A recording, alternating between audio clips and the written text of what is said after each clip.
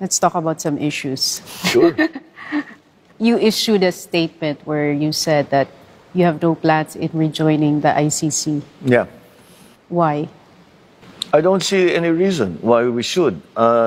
The ICC, very simply, is supposed to take action when a country no longer has a functioning judiciary, has no longer some the organs of states, the police, etc. And that condition does not exist in the Philippines. So I do not see what role ICC is going to play here in the Philippines. Think about it. We will allow them to come in and investigate and then tell us who to arrest. Mag-imbestiga sila rito. Tutulungan natin sila mag-imbestiga. Oh, bakit ito pagkatapos ng investigasyon, sasabihin, ikulong ninyo si ganito, ikulong ninyo si ganyan. What will make you change your mind? To join the ICC? There's no need for them to come into the Philippines. Maybe if the whole system collapses, if the judiciary, kung magkagera tayo dito, walang judiciary, walang gobyerno na talagang gumagana, walang police, walang ano, then yun, kailangan natin sila. The alleged crimes were all committed in the Philippines. They were all committed by Filipinos. Why will we need a foreigner to tell us how to deal with it? I don't think we do. I don't think we need. We were just talking about one of the most brilliant lawyers in the world that I know. CJP, you need people to replace him? They're better than him? I don't think so. What can you say about the human rights advocates condemning your decision about the ICC? I do not see why it's a violation of human rights. It is a question of jurisdiction and sovereignty. The accusations are crimes against human rights, but nonetheless, the method by which we apply and enforce that law is what is really in question and when we join or not join the ICC. Idadagdag ko lang ang pasasalamat ng buong sambayan ng Pilipino sa lahat ng ginagawa niyo po para sa ating bansa. At para naman sa akin, magpapasalamat ako dahil alam niyo, Mr. President, marami akong natutunan sa inyo, lalong-lalo na sa communication. Eh, turo sa akin magsalita ng diplomatic at saka malumanay. Pero dito sa nakarang 2 taon, mukhang mas effective yata yung style ninyo. O halimbawa, dito sa isyong to, ako, ito yung sasabihin ko. All we ever ask from the media, foreign and local, is that you be fair in your reporting of us and understand the circumstances in which we have to exist. We want you to be partners with us in the effort of nation building. So, parang mas maganda yata ito eh. Ayan, media, wala pakialam. Sabi nila ako daw pinaka-unpopular sa international press. Wala akong pakialam, putang ina ninyo. Ito naman, yung kung sa mga dayuhan na nagkakamali sa ating kasaysayan, ganitong paliwanag ko. It is very important that all Filipinos understand, especially the young ones, that the history of the Philippines did not start with the coming of the Spanish. If anyone contends that, I would just have to disagree. Pero ito yata yung naintindihan nila eh. Our history books, look at our history books noon sa amin. Who discovered the Philippines? The answer was Magellan. Anak na. Kung ako ang presidente noon, sampalin kita pag ginawa ko. O ito pa, itong paborito nating mga EU. Ito yung sinabi ko sa kanila. To our friends in the EU, please respect the fact that the Philippines is a sovereign nation. But as such, although we disagree, we are always open to all your comments and observations as long as it is constructive through this effort of nation building. But it turns out, this is the language that they understand. Sila yun eh. Sino? France, Britain. Tapos yung EU ngayon has the goal to condemn it.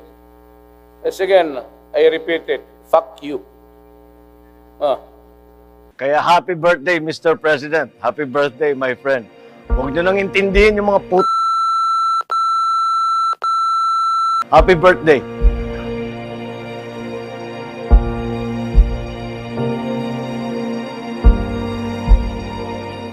Papasalamat din kami kay Pangulong Duterte sa kanyang tuluyan at matibay na suporta sa karapatan nga ng aking ama na mailibing sa libingan ng mga bayani. We have waited 27 years to fulfill that wish that he left us with. But we are here today, and we are able to grant him that wish. In keeping with his desires, we will keep these ceremonies simple. And it is left to the family, and I speak in their behalf, on behalf of the Marcos family, to thank all those who actually helped and made this day a reality. We thank President Rodrigo Duterte for his recognition of my father's service to the nation. Bilang panganay, si Amy ang nagbasa ng statement ng pamilya. Sa wakas, napatupad sa araw na ito ang huling habilin ng aking minamahal na ama, ang ating dating Pangulo Ferdinand Edralin Marcos, na maihimlay kasama ng kanyang mga kapwa-sundalo. Ako at ang aking pamilya ay taus-pusong nagpapasalamat sa inyong lahat na nagpatotoo sa karapatan niyang mahimlay sa libingan ng mga bayani. Una sa lahat, kay Pangulong Duterte na nagmungkahi nito sa Korte Suprema na kinatigan naman ang pasyang ito. At sa libo-libong nagmamahal at nagmamalasakit sa aming pamilya. Meron akong isang tanong, pasensya na kayo, kailangan ko itanong to. Kung meron man pong isang bagay na sa inyong tingin ay tinatanaw nyo ng utang na loob sa Pangulo, sa Presidente o sa pamahalaan na ito, ano po yun? Kung meron man, Well, yung kanyang isa personal o sa politika? Personal po, personal. Ay, siyempre, pinakamalaking ginawa niya para sa amin, yung paglibing ng aking ama sa libingan ng mga bayani. Yun ang pinaka-importante para sa amin, para sa pamilyang Marcos, siyempre, at matagal na namin pinaglaban yan eh. At ngayon pa lang, kahit na yung ibang presidente na nakaraan, kahit sa tinuturing nga namin kaibigan, at sinasabi gusto nilang gawin o papayag sila, si President Duterte lang talagang ang nanindigan dun sa kanyang unang salita na dahil nasa batas siya, nasa rules yan, dapat dapat malibig si Marcos sa libingan ng mga bayani. Hindi habang sa kasaysayan ng pamilyang Marcos, di na namin makakalimutan yan. Kumbaga siya lang yun nangako sa inyo na tinupad. Parang ganon. I'm sure you know the subject matter of our little meeting today, this evening. The plane carrying former President Rodrigo Roa Duterte took off at 11:03 p.m. this evening and exited Philippine airspace. The plane is en route to The Hague in the Netherlands, allowing the former president to face charges of crimes against humanity in relation to his bloody war on drugs. The former president was earlier placed in government custody at Villamor Air Base after his common law wife, Hanilet Avancenia, and members of his entourage arrived at 9:20 this morning from Hong Kong on Cathay Pacific flight number CX-907. Mr. Duterte was arrested in compliance with our commitments to Interpol. Hours before his arrival, Interpol Manila received an official copy of the ICC warrant. This prompted the Prosecutor General of the Department of Justice to serve the warrant. Interpol asked for help, and we obliged because we have commitments to the Interpol, which we have to fulfill. If we don't do that, they will no longer help us with other cases involving Filipino fugitives abroad. This is what the international community expects of us as the leader of a democratic country that is part of the community of nations. So I'm sure that the details that surround this what has happened today are familiar to you. I just wanted to make very, very clear and give you the facts from for the departure of former President Duterte from the Philippines. Thank you. Thank you very much, Mr. President. Kanina po ay nagpaabot ng tanong ang mga miyembro ng Malacanang Press Corps at atin po itong sasagutin. Question number 1. Mr. President, meron po bang pisikal na kopya ng warrant of arrest laban kay dating Pangulong Rodrigo Duterte mula sa ICC? Oh, meron. This came in. Actually, it came in. I received it from Secretary Remulla. I received it at 3 a.m. last night, and I looked at it, and we went back and forth. 6:30, he wrote me again, and he said, "We have it already. We have the warrant of arrest from Interpol." And I said, "Okay, we'll put all our plans into place, and sige, let's proceed as we had discussed." Now that's what's happened. So yes, there is a very clear document that will explain that will explain the basis on how we conducted this arrest of former President Duterte. Sir, is it okay if we give them a copies of the arrest warrant, photocopies of the arrest warrant? Will that be possible? Do we have limitations on that? We have the limitations, but we can. We have here the SILG, who has been, of course, part and parcel of the entire operation. We will provide the PCO with a digital copy. It has been attested by the Secretary of Justice and the Department of Justice as a lawful and legal warrant.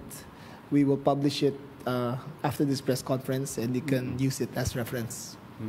These are. It's very simple. It's a request to the Philippine government from Interpol to enforce the arrest warrant. And of course, we comply with our commitments to Interpol. We did not do this because it was derived from or it came from ICC. We did this because Interpol asked us to do it. And we have commitments to them, and we lived up to those commitments. Sir, thank you, sir. Second question, sir. Mr. President, sinasabi ng kampo ni PRRD na unlawful arrest daw itong ginawang pag-aresto sa kanya. Well, we followed every single necessary procedure. We had a very good basis on which to serve that warrant and to read him his rights.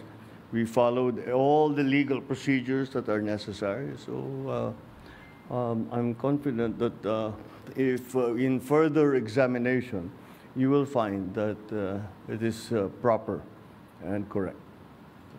Sir, third question from the MPC. Mr. President, may violation ba ito sa ating soberanya, itong pagkaka-aresto kay dating Pangulong Duterte? No. Bakit naman? Dahil consistent naman tayo. Hindi tayo tumutulong sa investigasyon ng ICC. Meron tayong contact sa kanila, natural. Pero no, not on an official level. We didn't help them in any way. The arrest that we did today was in compliance with our commitments to Interpol. It just so happened that came from ICC.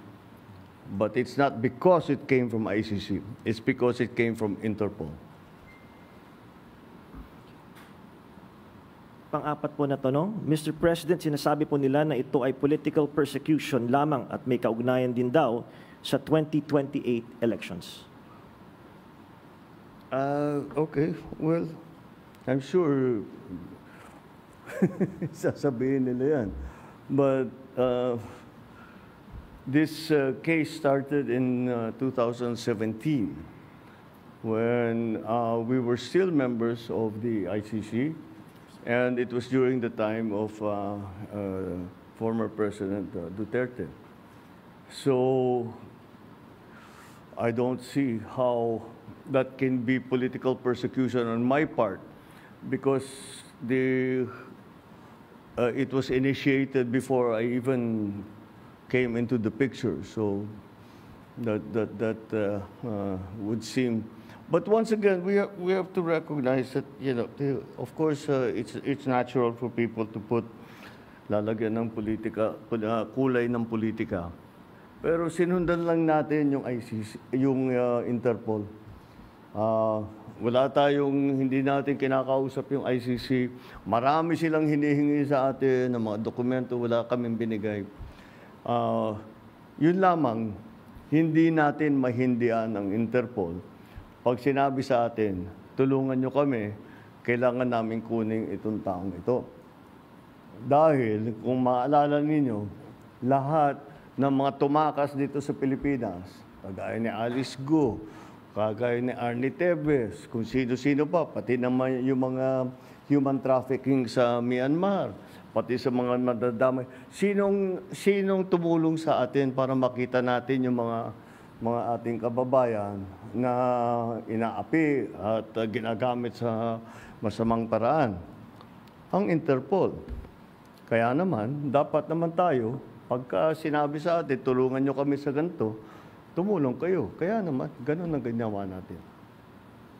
Maraming salamat, Mr. President, sa paglilinaw ninyo. You want to ask another question? All right, sure. Sir, there are calls for people power. There are, in fact, as we speak, protest actions ongoing. Would you like to address the supporters of the former president? The supporters of the former president? Well, you know, again, the government is just doing its job. Wala namang, it's not because it's one person or another that we do the things that we do. Maybe sa nung mga nakaraan na mga administrasyon, baka ganun ang ginagawa. Pero para sa akin, hindi naman ganun. Sumusunod tayo sa batas. We are a member of the community of nations. We must live up to our responsibilities, to the commitments that we have made to the community of nations. And that is what's happened here. Politics doesn't enter into it. Bakit? Why that? You know, he's never going to be a candidate for anything. Why go after him? Di ba? At saka 2017 pa ito, wala pa ako. Civilian pa ako noon. So this is the evolution of his case, and this is where we end up. Yeah. All right. Thank you very much, Mr. President. Thank you. Thank you.